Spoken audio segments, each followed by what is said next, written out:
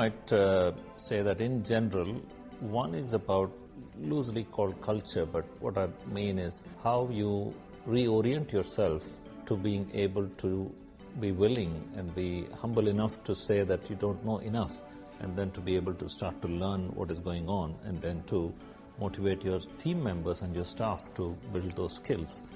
And that's the soft side of being able to learn from others, whoever is ahead, and then to be able to see what you can adopt out of that. So that's the learning part or the curiosity part of what is happening within the, say, company on the one hand. Assuming you're kind of able to cross that or sustain that, then it is about prioritization. How do you deploy capital in a prioritized manner which is aligned to your business strategies? Because there are millions of things that you can do for a given dollar, and there are many good ideas for a given dollar, and there are many good demands from customers for a given dollar of income, let us say.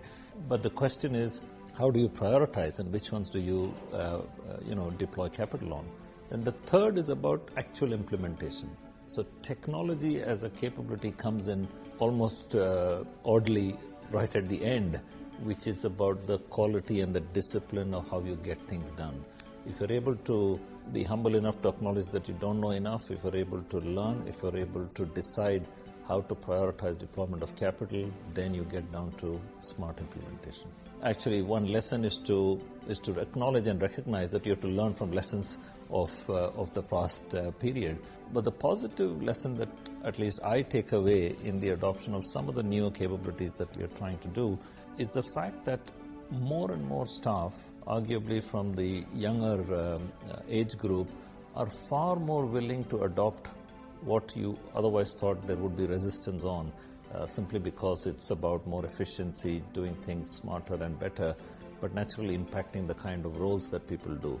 The thing that I took away is most employees at a somewhat junior level are more than happy to design work as opposed to actually be engaged in doing work. And if you can liberate them from tasks that need not be done by humans, and if you can liberate their thinking into designing how to do things, the adoption is remarkable. So we have seen that happening a number of times on different capabilities, and that is very encouraging, because otherwise you can get daunted with the challenge. Well, let's be clear about this phrase called fintech, which is really technology in the financial services industry. And if you had an X and Y axis about the investment on technology and industry on the one hand, then banking would stay right up at the top for several decades, simply because of the nature of the business. So there is the deployment of capital on technology for financial services, which has always been going on.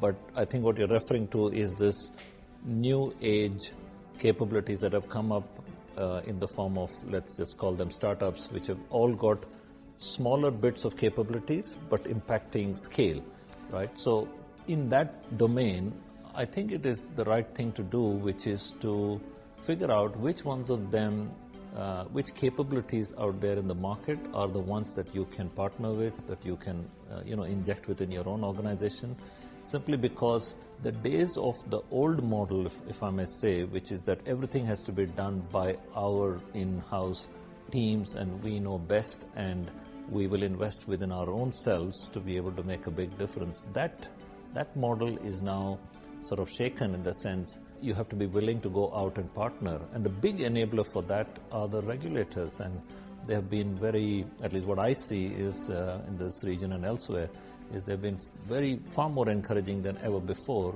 in the ability to interact in the sense of adoption of new technology. So there is the actual toolkits that have become much smarter. There is the support that you get from being allowed to be testing, and then there is the availability of new startups that you can partner with. So if you can combine the three, then I think it's a good thing. I'm really not sure how different they are, because technology is no longer the domain of technology. It is now blown out beyond historical technology departments and units to the company as a whole, and it starts from the board of directors, top of the house down. So there is that big shift that has come out and emerged from the historical spaces. So technology is actually no longer the classical technology. Business strategy is all about winning, So if you adopt technology and then if it's about winning, then they come together, and it's really, they're not two different things. You cannot have one without the other. And if you're pitching that to win, then I'm not saying ANZ is perfect in everything, but at least as a mindset, that combination is probably the right thing to do.